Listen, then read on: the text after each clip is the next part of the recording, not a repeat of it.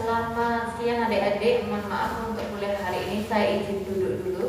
Hari ini kita akan mempelajari mengenai antiparasit.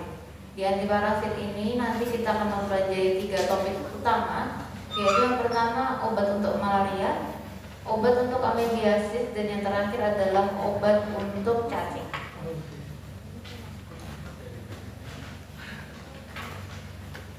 Oke. Pemanasan dulu, saya rasa ini udah minggu ketiga, insya Allah udah paham mengenai malaria. Jadi di malaria sendiri kita tahu bahwa paling tidak ada 4 plasmodium utama: Plasmodium falciparum, malariae, vivax, ovale maupun knowlesi.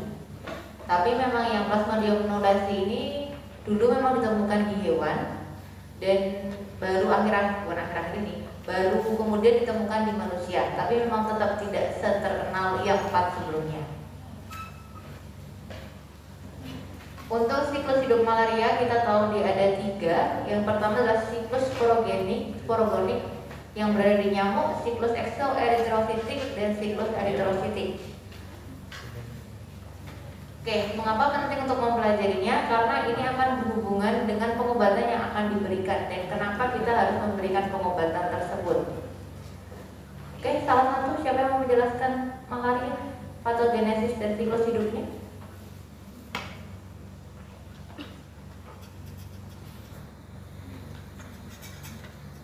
Ada? Kalau enggak ada nanti di absennya saya minta dicoret. Ini 98? Ada di 98? Yang bawa presensi siapa? Presensinya sekarang di mana? Saya. Siapa di 98? Ada dong. Oh, nggak ada. 142 ada? Ya. Boleh Mbak dijelaskan bagaimana siklus hidup malaria atau patogenesis dari malaria itu sendiri, sepengetahuan saja. Boleh lebih keras? Jadi pertama yang itu dia akan menghidup manusia yang terus pada saat itu dia akan memasukkan yang namanya sporozoid. Karena sporozoid ini nantinya bisa masuk ke sel, jadi masuk ke sel lebar, lalu dia akan memulai siklus erythrosit dulu, lalu nantinya lama-lama si sporozoid ini akan berkembang menjadi sporozoid, lalu dia akan masuk ke pembuluh darah, memulai siklus erythrosit, lalu misalnya nanti ada nyamuk lain yang menggigit dan dia si skizofit yang tadi sudah berkembang itu masuk masuk di darah yang tadi sampai nyamuk, lalu dia akan memulai siklus yang ada di. Oke, terima kasih. Jadi benar seperti yang dikatakan temanmu bahwa ada, tadi kita kembali ada siklus, 3 siklus dari si malaria itu. Kita mulai dari siklus ketika sporozoid masuk ke dalam tubuh manusia di nomor 1. Maka ketika sporozoid masuk, dia yang pertama kali diserang adalah liver atau hepar. Di hepar ini nanti dia akan menginfeksi sel hepar, kemudian membentuk skizon. Skizon ini kemudian akan pecah, mengeluarkan merozoid. Merozoid inilah yang kemudian akan masuk ke dalam pembuluh darah dan menginfeksi si erythrosit. Nah, itu akan kemudian berkembang menjadi tropozoid. Tropozoid kemudian akan berkembang lagi menjadi yang matang atau berkembang menjadi gametosit. Gametosit ini nanti yang akan diambil oleh nyamuk kembali. Dan ketika nyamuk ini kemudian berkembang, dia akan berkembangkan si gametosit, ketika menginjeksi maka akan menularkan kembali si malaria. Kemudian yang tropozoid tadi dia akan membentuk skizon, jadi sama seperti yang di hepar, kemudian akan ruptur, mengeluarkan tadi skizonnya kembali, merozoidnya kembali, dan siklusnya akan terus berputar. Manifestasi klinis itu akan terjadi ketika si merozoid atau skizon ini mulai menginfeksi si eritrosit atau yang kita sebut sebagai siklus eritrositik. Kenapa? Karena ketika nanti sel darah merahnya pecah, itu baru muncul gejala-gejala jaundice, kemudian ada seperti anemia dan seterusnya. Satu sisi lagi, ketika dia akan pecah, maka tubuh otomatis akan merespon dengan meningkatkan sel-sel proinflamatori atau sitokin-sitokin. Muncullah demam dan seterusnya. Nah, maka kalau kita lihat kembali, ada 3 siklus yang ingin kita serang, yaitu siklus eksoeritrositik yang berada di hepar, siklus eritrositik, dan juga gametositnya, supaya tidak terjadi penyebaran dari si plasmodiumnya. Oke, kemudian untuk siklus eksoeritrositik itu sebenarnya tidak semua plasmodium akan mengalami dorman.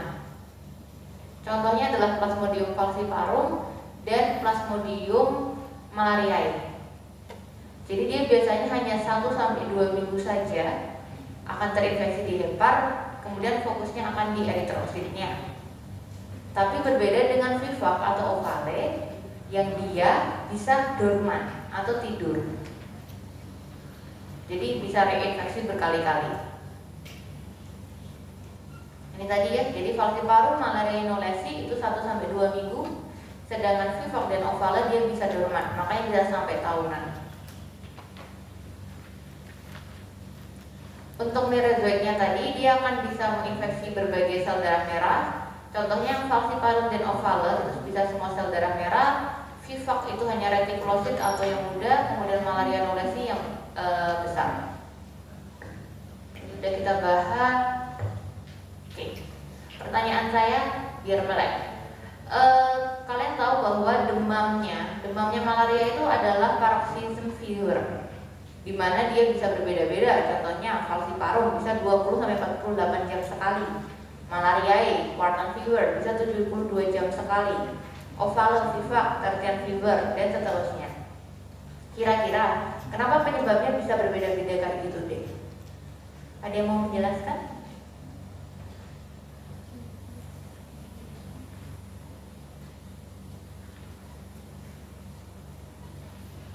54 ada? Ya, silakan Pak.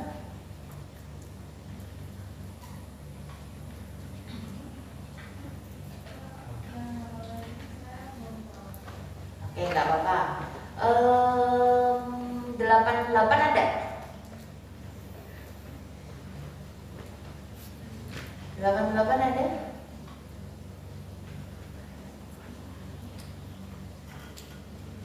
Ada nggak 88? 88 tapi siapa dek di presensi? Karina. Nanti baru Rizka kayaknya belum selesai. Skislan. Iya. 64 ada? Ya.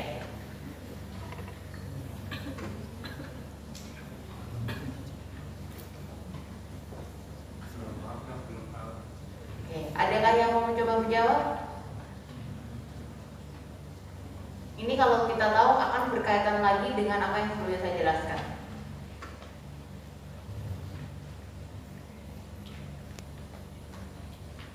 Oke. Jadi kalau tadi kalian ingat lagi, kenapa bisa berbeda-beda? Itu perbedaannya adalah di siklus eksoeritrositiknya. Tadi yang saya bilang, dia akan muncul gejala ketika terjadi siklus sudah di eritrosit. Jadi bahasanya, kalau misalnya inflamasi, kalau misalnya eritrositnya tidak pecah, berarti tidak ada gejala kemungkinannya, karena nggak bisa jaundice, nggak ada inflamasi dan sebagainya. Tapi kalau misalnya nih kayak ovale 48 jam sekali, berarti kemungkinan siklusnya setelah dia inflamasinya hilang, udah turun tuh demam, kemudian masih ada yang dorman di heparnya tadi, keluar lagi, berputar lagi, pecah lagi, infeksi lagi. Makanya dia demamnya naik lagi. Makanya kenapa dia bisa berbeda-beda, dia tergantung siklus dari plasmodiumnya, siklus hidupnya. Itu ya.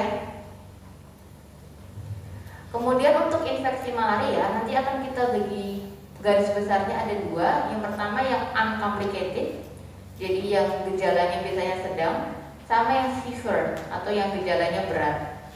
Atau bisa juga ada yang bilang complicated malaria. Complicated malaria itu paling sering disebabkan oleh Plasmodium falciparum. Sehingga nanti kalau adik-adik sudah bekerja kemudian mendapatkan Plasmodium falciparum, hati-hati kalau pasiennya menjadi complicated atau menjadi yang berat. Kenapa? Karena itu kembali lagi ke anatominya dari falciparum. Dia bentuknya memiliki permukaan yang lengket, yang sebelah kiri dari kalian, kanan dari kalian, memiliki permukaan yang lengket. Jadi permukaannya kayak knob pintu deh. Otomatis dia akan saling bersatu dengan yang lainnya.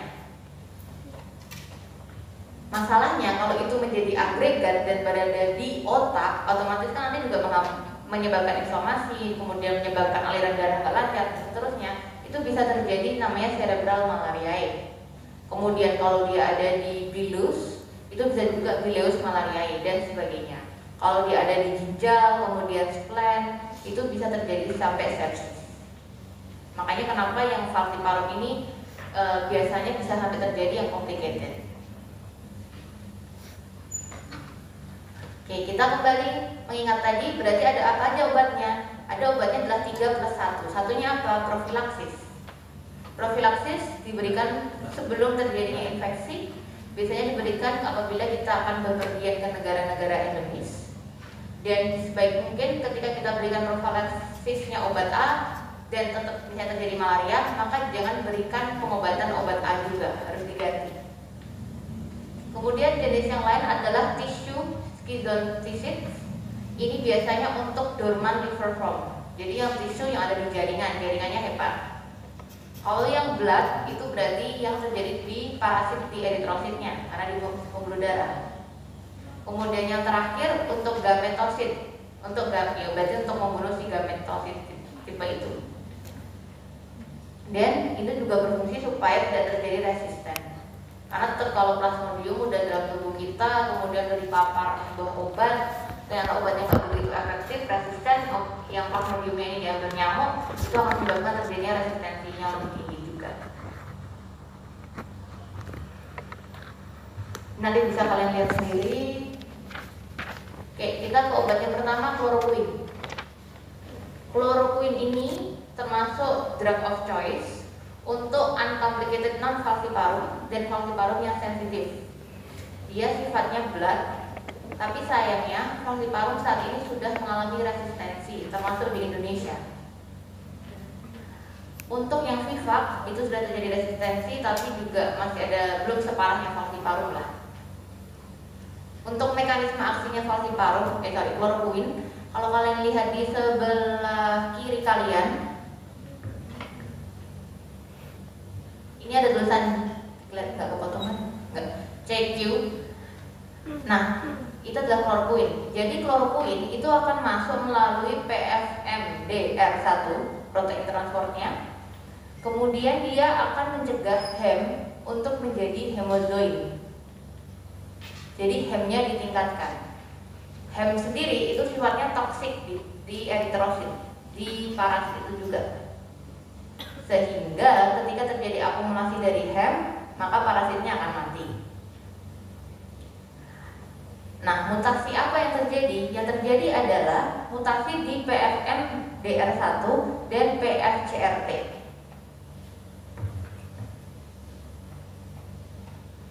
Kalau yang PFMDR1, chloroquine tidak bisa masuk ke dalam si sel darah merah sampai ke vakuola makanannya. Otomatis dia tidak bisa mempertahankan si hem. Atau di mutasi di PFCRT itu malah menyebabkan si chloroquine dibuang keluar, di efflux, sehingga chloroquine pun tidak bisa bekerja. Jadi itu salah dua mekanisme terjadinya resistensi pada chloroquine. Untuk penggunaannya saat ini masih digunakan untuk menurunkan demam, biasanya 24-48 jam dan bisa membersihkan parasit. Kemudian most endemic countries, tapi termasuk Indonesia, saat ini memang sudah tidak menggunakan chloroquine, tapi nanti menggunakan artemisinin yang dikombinasi. Nanti akan kita bahas di belakang. Kemudian kalau kalian ingat tadi, kita butuh untuk menghilangkan yang dormant di liver. Nanti salah satunya adalah dikombinasi dengan primaquine. Nanti juga akan kita bahas di belakang.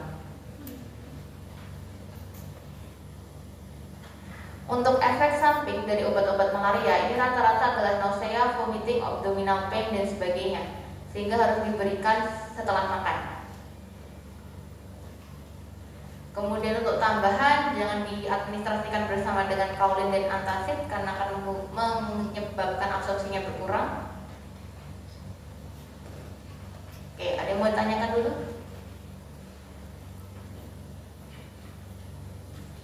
Kalau nggak ada, kita lanjut ke golongan quinolones yang lain. Cukup penting untuk melihat tabel di sebelah kiri kalian. Jadi salah duanya adalah amodiaquin dan piperaquin. Tapi untuk amodiaquin dan piperaquin ini obat yang digunakan saat ini adalah kombinasi.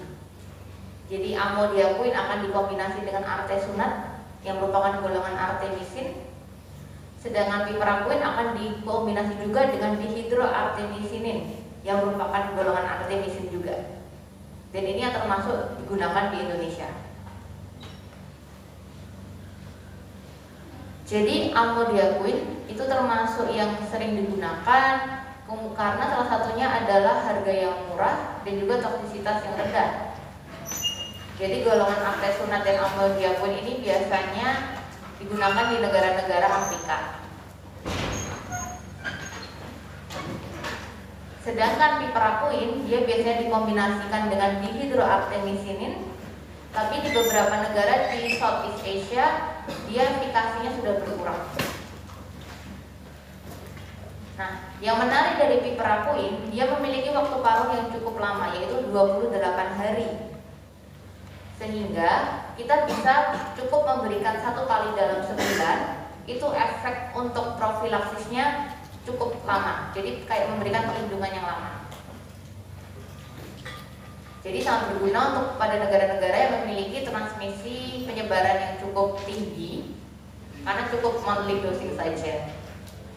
Karena kalau misalnya dibandingkan dengan mefloquine itu kalau tidak salah 14 hari waktu paruhnya, jadi 2 kali sehari, 2 kali dalam 1 bulan. Dan lumefantrine itu cuma 4 hari. Makanya piperaquin ini cukup lama. Kemudian tadi yang saya bilang berikutnya artemisin. Jadi artemisin ini memiliki beberapa analog. Jadi sintesis analognya fungsinya apa? Dia bisa meningkatkan solubilitas obatnya. Jadi lebih mudah masuk, lebih mudah sampai di tempat obatnya. Dan harapannya bisa meningkatkan efikasinya. Beberapa contoh golongannya adalah kalian lihat artesunat, artemether, dihidroartemisin. Nih. Poin penting yang bisa kalian lihat di farmakokinetiknya, mereka memiliki waktu paruh yang cukup pendek. Artesunat, dihidroartemisin mereka cuma 30 sampai 60 menit. Jadi paling cuma 1 jam waktu paruh ya ini, bahkan bukan onset. Sedangkan artemether itu cuma 2 sampai 3 jam saja. Itulah salah satu alasan kenapa obat-obatan artemisin ini harus dikombinasi. Kemudian selain itu ada beberapa penelitian yang menunjukkan bahwa artemisin ini sudah mengalami beberapa penelitian ada kecurigaan terjadinya resistensi. Yang ditandai dengan apa? Ternyata clearance dari falsiparumnya itu lama, jadi efektivitasnya berkurang.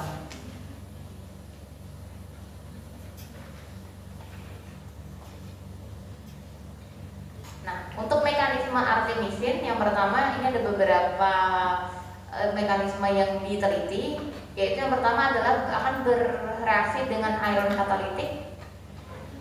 Kemudian yang kedua akan diaktifasi oleh Hem. Dan yang ketiga mitokondria dari malaria itu sendiri yang mengaktifkan. Tapi intinya mereka sama, endingnya nanti akan terjadi radikal bebas yang bisa menyebabkan disfungsi dari si malaria ataupun mitokondrianya.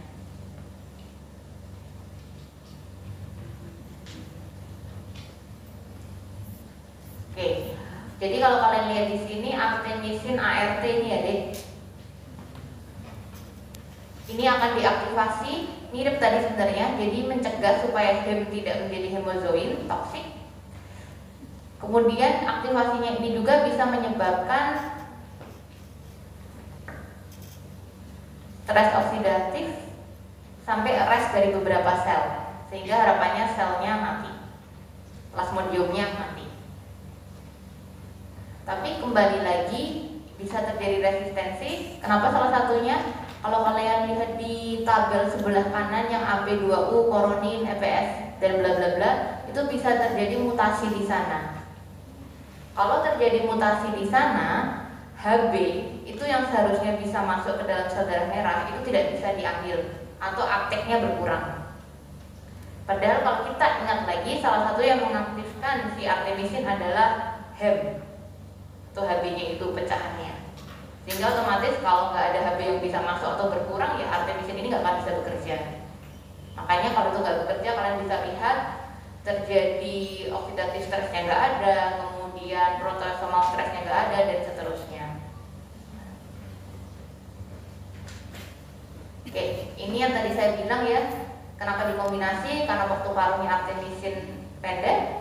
Yang kedua untuk menghindari resistensi. Yang menarik di sini bagian dari artemisin, yaitu tadi kalian ingat artesunat, pengadministrasian secara injeksi itu memiliki efek yang superior dibandingkan dengan intravena quinin. Sehingga injeksi artesunat ini merupakan menjadi standard of care, jadi merupakan drug of choice bagi pasien-pasien yang mengalami malaria complicated atau malaria berat.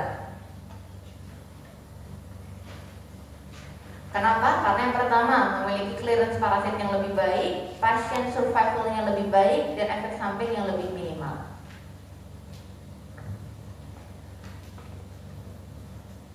Efek sampingnya mirip tadi, nausea, vomiting, makanya salah makan. Kemudian dia bisa terjadi delayed hemolysis. Delayed hemolysis ini menyebabkan eritrositnya pecah lebih banyak, kemudian bisa menyebabkan HB-nya turun. Makanya kadang dibutuhkan transfusi pada beberapa kasus. Untuk kehamilan, jika memang dia memiliki berat, maka bisa diberikan pada second dan third trimester. Tapi kalau memang benar-benar yang severe, ya udah semuanya diberikan artesunat ini, injeksi. Ada yang mau ditanyakan? Oke, kita lanjut ke quinin dan quinidin. Ini kita langsung aja, dia efektif untuk blood schizonticid, gametosidal, untuk PVVOC, PO Fowler. Tapi untuk mekanisme aksinya masih dalam penelitian. Dia juga resistensi di beberapa negara di Southeast Asia, terutama di bagian bordernya Thailand. Untuk penggunaannya, yang tadi kita ingat, dulu memang digunakan untuk severe malaria falciparum, tapi secara injeksi itu perlu dimonitoring kardiaknya. Kenapa? Karena dia ada cardiac toxicity, yaitu ada pemanjangan gelombang QT prolongation. Jadi kalau memang pasiennya sudah stabil menggunakan IV quinidin, kalau bisa segera diganti ke oral. Untuk profilaksis tidak direkomendasikan karena toksisitasnya. Jadi selain adanya QT interval prolongation, toksisitasnya apa aja? Yang pertama dia ada, saya nggak bisa baca, yang ginkonism. Itu apa? Itu adalah kayak gabungan dari gejala neural, gejala di mata maupun gejala di telinga. Jadi pasiennya mengalami headache, kemudian pasiennya mengalami gangguan penglihatan, kemudian tinnitus hingga penurunan pendengaran. Ada juga namanya black water fever karena adanya reaksi hipersensitivitas. Nah, bila ada gejala-gejala ini mau nggak mau dia harus dihentikan.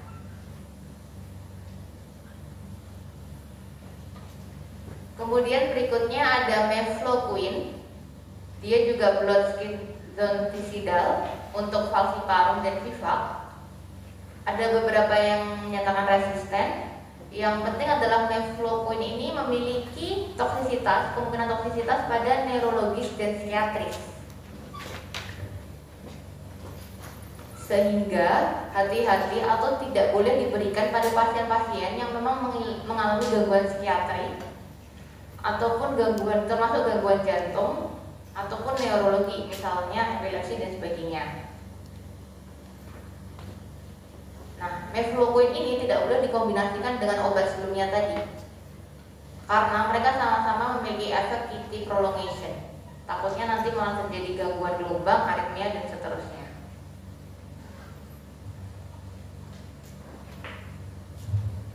Nah, kita masuk ke obat yang penting yaitu primaquine. Tadi primaquine buat apa, Dek? Yang di antara 3 siklus dia menyerang siklus apa, Dek?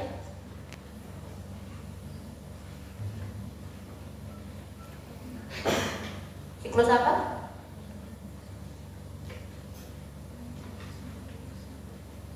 Di antara siklus eritrositik, siklus eksoeritrositik, dan siklus gametosit. Di depan ada sih jawabannya. Dia nyerang apa, Dek? Yang mana?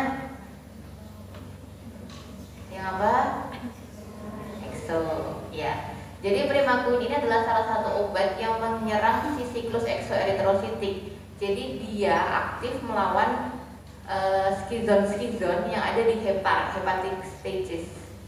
Makanya dia wajib diberikan pada pasien, terutama pada pasien-pasien yang mengalami malaria dari Plasmodium ovala dan Vivox. Kita berhenti dulu ya.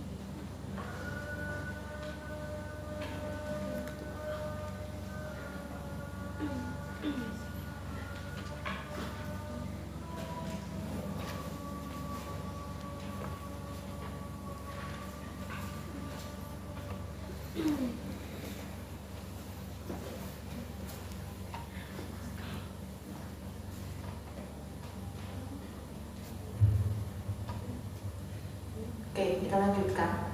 Untuk yang premaquin ini perhatiannya adalah pada pasien-pasien dengan G6PD defisiensi. Nanti coba kalian cari G6PD defisiensi itu apa, tapi itu termasuk yang akan biasanya memetabolisme obat. Jadi pada pasien-pasien dengan defisiensi G6PD ini biasanya menyebabkan hemolisis yang lebih parah atau methemoglobinемia yang bisa sampai menyebabkan cyanosis. Sehingga perlu perhatian dan beberapa kasus jika memungkinkan dites terlebih dahulu. Untuk ibu hamil, premaquin tidak diberikan karena pada ibu hamil itu kan memiliki bayi, janin dan seterusnya ya. Janin ini relatif akan mengalami G6PD defisiensi, sehingga kita tidak memberikan pada ibu hamil. Kemudian berikutnya ada atovaquone. Dia biasanya adalah kombinasi, bisa digunakan untuk treatment maupun profilaksis pada malaria falciparum. Kemudian ini berikutnya ada inhibitor dari sintesis folat, yaitu primetamin. Jadi dia yang diserang adalah asam folatnya. Jadi inhibisi dari plasmodial dihidrofolat reduktase. Harapannya kan asam folat itu nanti hubungannya akan pembentukan DNA dan sintesis DNA seterusnya ya. Makanya dia akan mengganggu pertumbuhan dari plasmodiumnya. Jadi kalau kalian lihat di gambar sebelah kanan kalian, di sana primetamin itu akan menghambat dihidrofolat reduktase, jadi mencegah folik asid berubah menjadi dihidrofolik asid maupun tetrahidrofolik asid.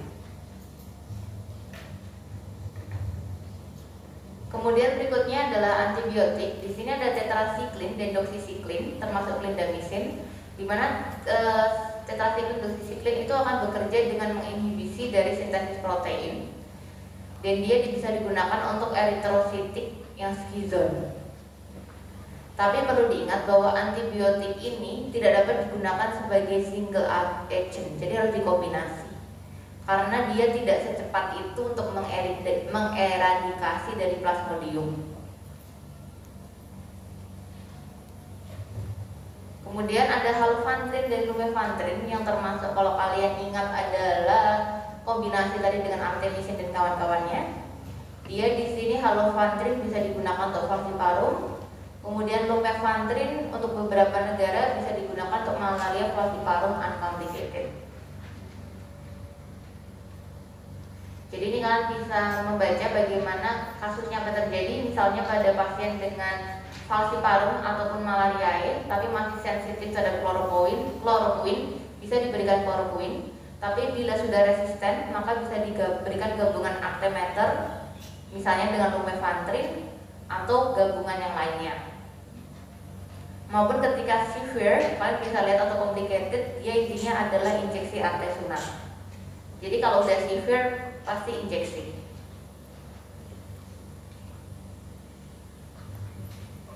Kemudian untuk prevensinya juga tergantung areanya. Kalau memang areanya ada resisten terhadap kloroquine, bisa diberikan maloren. Kemudian dengan dosis yang berbeda-beda. Ada yang mau tanyakan dulu? Oke. Jadi untuk di Indonesia sendiri, intinya pengobatan malaria itu adalah radikal, di mana kita kalau bisa menyerang semua siklus kehidupannya, dari eritrositnya, kemudian eksoeritrositik, bahkan sampai gametositnya. Dan tadi tidak boleh diberikan pada perut yang kosong. Nah, di Indonesia untuk nasional menggunakan kombinasi, yaitu dihidroartemisin dan piperaquine. Nanti kalian bisa coba cek lagi mekanisme aksinya, di mana akan diberikan berdasarkan berat badan. Jadi contoh di sini pengobatan malaria tanpa komplikasi dari malaria falciparum itu untuk hari 1 dan 3 akan diberikan kombinasi tadi. Tapi untuk yang falciparum ini tetap akan diberikan premaquin, tapi 1 hari saja. Berbeda dengan Vivox dan Ovale, kalau kalian lihat di sebelah kiri kalian, kalau tadi falciparum itu diberikan premaquin hanya 1 hari, kalau ini diberikan premaquin 1 sampai 14 hari. Kembali lagi kita ingat bahwasanya untuk Vivox dan Ovale ada kemungkinan dorman, makanya diberikannya lebih lama. Ini ya, ovala sama dengan viva. Kemudian untuk malariae, jadi dia mirip dengan falciparum tapi tidak ada primaquine. Kalau untuk knowlesi, dia DHP ditambahkan dengan primaquine. Kalau untuk campuran bagaimana? Lihat campurannya apa. Kalau ada falciparum ditambah dengan vivax ovala, ya udah berarti dia mirip dengan pengobatan vivax ovala. DHP plus primaquine 1 sampai 14 hari. Selama 14 hari. Tapi kalau dia cuma falciparum dan malaria aja, berarti kita terapi seperti falciparum, DHP 3 hari plus primaquine hari 1 aja. Jadi sebenarnya pengobatan untuk malaria itu tidak terlalu kompleks pemilihan obatnya, kecuali ada resistensi habis itu.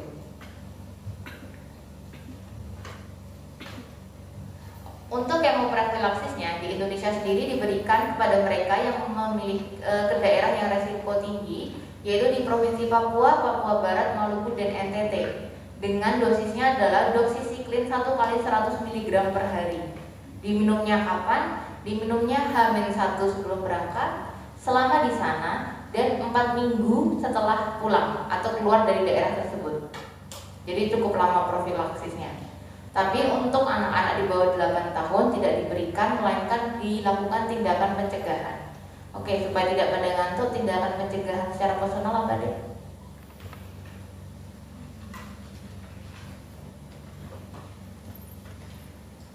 Tiga dua ada? Ya, silakan Mbak. Apa tindakan pencegahan secara personal?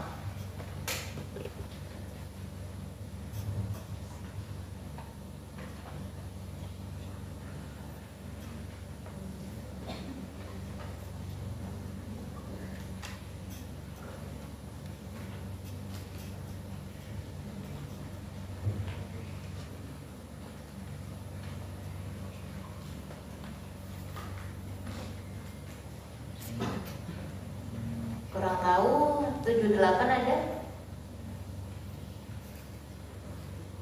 78 78 siapa di absen?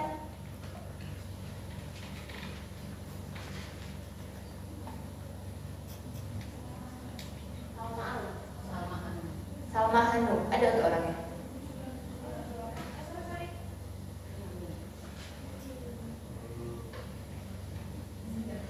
Zidan, ada orangnya?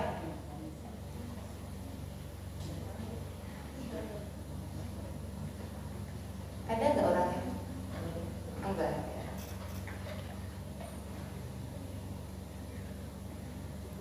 Sepuluh keluar. Keluar beneran nggak ini? Keluar.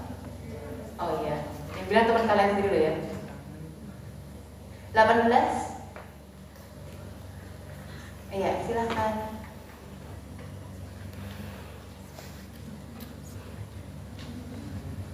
Jadi tindakan pencegahan secara personal itu intinya adalah gimana kalian menghindari gigitan nyamuk. Udah, berarti apa aja? Silahkan Mbak. Mungkin dengan cara menjaga kebersihan dokter. Oke, terus apa lagi?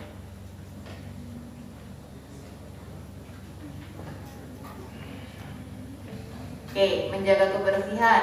Kemudian tidurnya pakai lambu. Kemudian menggunakan lotion anti nyamuk, menggunakan lengan panjang kalau memang diperlukan. Kemudian habis itu misalnya menggunakan obat anti nyamuk. Intinya gimana supaya kita tidak digigit nyamuk.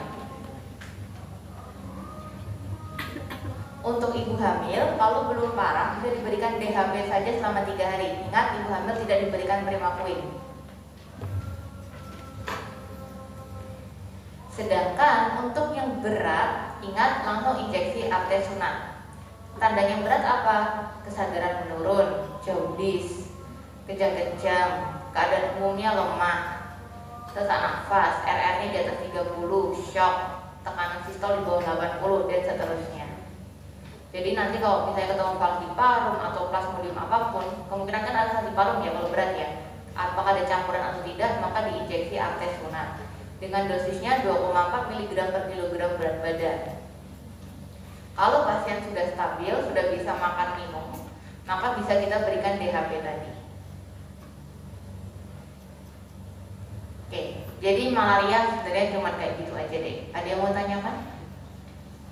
Karena saya tahu itu cukup banyak, ya perhatikan aja yang saya tebel-tebelkan. Oke, kalau nggak ada kita lanjut ke amebiasis. Ini tinggal sedikit. Kalau amebiasis ini tidak sekompleks malaria untuk kehidupannya, cuman dia dibagi jadi 3, yaitu infeksi yang asimptomatik di usus intestinal, amoebic colitis di usus, dan yang terakhir adalah infeksi ekstraintestinal. Jadi kalau yang di negara endemis terhadap amebiasis ini biasanya yang asimptomatik tidak akan diterapi. Untuk pengobatannya, jadi kalau infeksi intestinal pakainya luminal agen. Kemudian kalau infeksi intestinalnya moderat, metronidazole. Ini sebenarnya kalau lihat semuanya hampir metronidazole. Bahkan termasuk kalau abses hepar atau infeksinya di luar lumen usus, itu juga tetap memakai metronidazole. Kalau pakai tinidazole dosisnya sama tapi harinya lebih lama. Oke, untuk metronidazole dan tinidazole ini merupakan salah satu obat yang akan sering kalian kombinasi, terutama pada pasien-pasien yang mengalami atau curiga ada infeksi anaerob. Contohnya pada kasus apa? Pada kasus pasien diabetes mellitus dengan ulcus diabeticum atau gangren. Karena biasanya penyebabnya ada bakteri anaerob di sana, nggak cuma bakteri aerob. Nah, kenapa metronidazole di anaerob? Jadi metronidazole itu ketika masuk ke dalam tubuh kita, dia akan diaktifkan, jadi direduksi nitrogrupnya oleh bakteri anaerob. Makanya kenapa dia bisa diberikan. Nah, reduksinya ini itu yang menjadi sifat antiprotozoalnya maupun antibakteri. Jadi ketika dilihat metronidazole, dia akan diaktifkan, kemudian DNA-nya dipotong fragmented DNA dan menginhibisi dari sintesis proteinnya, sehingga menyebabkan kematian.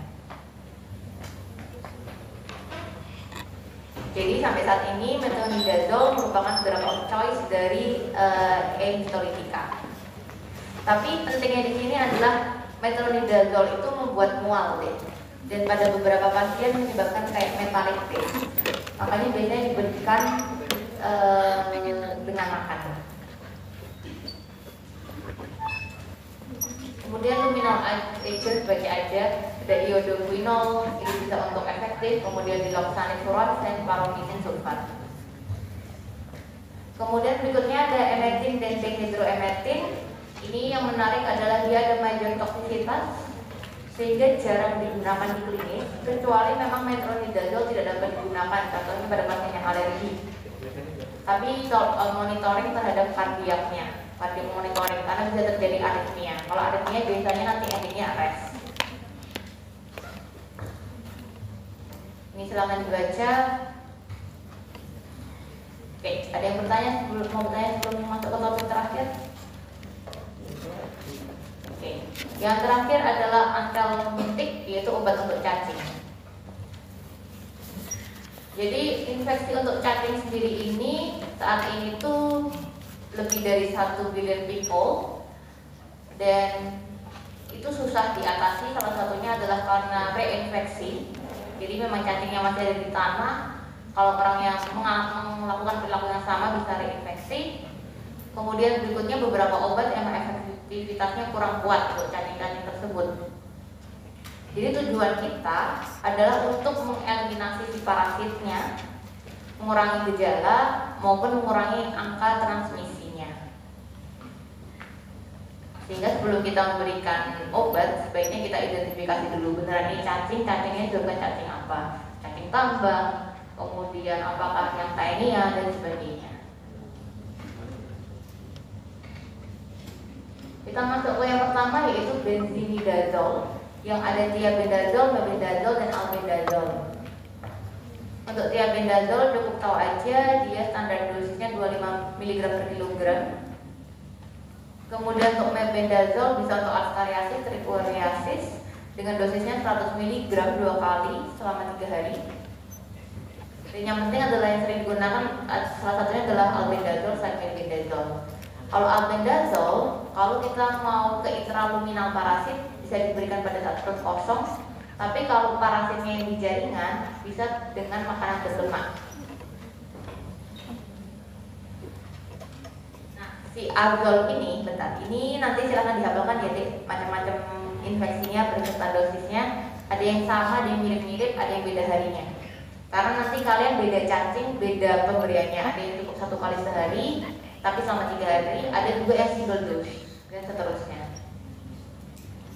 Oke, jadi mekanisme aksinya cacing sendiri itu kan ada mikrotubulusnya, Dek. Mikrotubulus itu terdiri dari alfa tubulin dan beta tubulin. Jadi alfa dan beta ini harus bersatu untuk bisa membentuk mikrotubulus. Sehingga kalau ada salah satu aja yang ikatannya diganggu, otomatis mereka yang kayak rantai tiba-tiba hancur. Nah, itu yang dilakukan dari si azol ini. Jadi dia akan berikatan dengan beta tubulin, sehingga yang seharusnya tadi merantai satu sama lain, rantainya jadi hancur. Selain itu, dia akan mencegah uptake dari glukos. Padahal glukos masih digunakan untuk makan dan seterusnya, sehingga ya tidak kekurangan glukosa, tidak ada energinya. Kemudian berikutnya ada bitionol, ini cukup tahu aja, salah satunya adalah untuk fascioliasis dan untuk pulmonary paragoniniasis. Kemudian berikutnya adalah piperazine, bisa untuk askariasis. Mekanisme untuk piperazine adalah yang paling atas. Jadi dia akan bekerja pada channel GABA. Kloridanya akan masuk. Ketika klorida masuk akan terjadi hiperpolarisasi. Kalau ada hiperpolarisasi tidak terjadi adanya potensial aksi. Terjadi relaksasi. Nah, tapi relaksasinya di sini kebablasan. Jadinya flash, kita sebut sebagai flaccid paralisis. Jadi paralisis yang loyo, yang lemes lah bahasanya. Jadi paralisis itu kan ada yang kaku, spastik, ada yang flaccid. Ini yang flaccid. Nah, ketika flaccid paralisis nggak bisa berikatan, nggak bisa ngapa-ngapain, ya otomatis akan nanti dialginasi. Sama seperti di etil karbamazin sitrat, dia kalau ini lebih spesifik ke mikrofiliarinya yang akan diimobilisasi dan merubah bentuk surface-nya, permukaannya. Jadi lebih mudah diidentifikasi oleh sistem imun kita.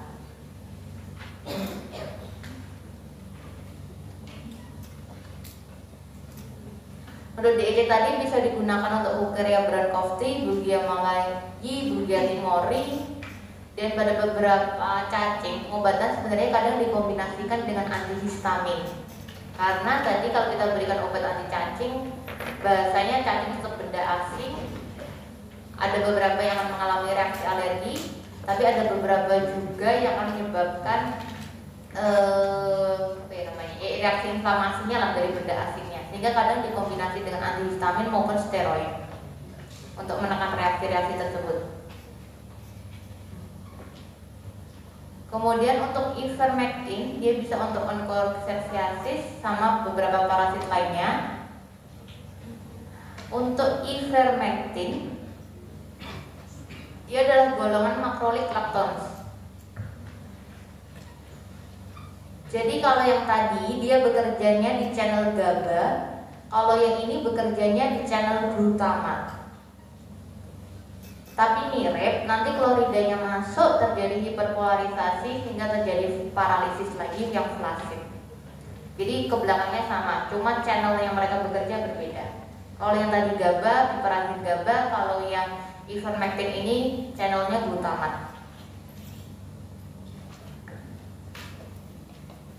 Kemudian lanjut ke metrifonat, dia aman, bisa digunakan untuk skistoma hematobium. Kemudian untuk niclosamid dapat digunakan untuk Taenia saginata, Taenia solium. Kemudian ada praziquantel, dia bekerja kalau intinya seperti memparalisis muskular dari cacingnya. Jadi dia menyebabkan kontraksi yang kuat. Jadi kalau tadi di atas dua tadi kan paralisisnya yang flasid, kalau ini dibuat kontraksi deh. Kemudian berikutnya ada pirantel pamuat. Kalian kenal dengan nama apa deh? Pirantel pamuat? Kalian apa? Ya, Combantrin. Jadi dia penggunaannya biasanya single dose, sekali minum selesai. Pirantel pamuat ini kerjanya adalah meningkatkan si asetilkolin. Jadi kalau piperazine sama ivermectin kita cegah turunkan asetilkolinnya, tidak ada hiperpolarisasi. Kalau pirantel kita tingkatkan asetilkolinnya. Jatuhnya kalau yang tadi flasid paralisis, yang ini spastik paralisis, kaku, yang seharusnya bisa mencengkram lah, bahasa mencengkram usus, dia nggak bisa mencengkram usus, terus akhirnya dia kaku, terjatuh lah bahasanya. Jadi dia akan mengaktifasi nikotinicholinergic, kemudian peningkatan asetilkolin, jadinya spastik, kehilangan cengkraman dari mukosa, terus akhirnya dieliminasi. Nah, ini ada beberapa contoh cacing dan drug of choice-nya. Dah, ada yang mau tanyakan dulu? Sudah paham semua? Nanti silakan dipelajari yang pelan-pelan. Ya, paling tidak jauh-jauh dari yang saya terangkan hari ini. Oke. Kalau nggak ada pertanyaan, kita bisa akhiri. Saya tutup, mohon maaf sebelumnya. Wassalamualaikum warahmatullahi wabarakatuh.